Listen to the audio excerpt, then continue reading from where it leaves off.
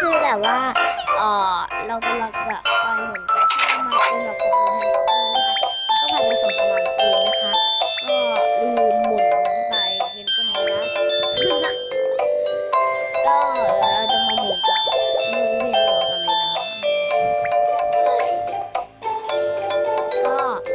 ก็คือจะไม่ได้มาบอกสูตรนะคะก็คืออยากให้ท่านผู้ชมมารู้ด้วยกันได้จะได้ไหมหรือว่าอันนี้คือไม่ได้ใช้สูตรนะชอบหมุนมาตรงนี้ไม่อยากได้ของไม่อยากได้เงินไม่อยากได้เงินไม่เอาเงินไม่เอาเงินไม่เอาเงิน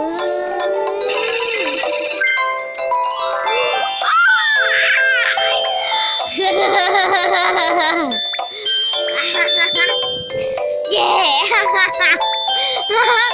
เราได้จริงเปล่าวะเย้สำหรับวันนี้ไม่ก่อนนะคะบ๊ายบาย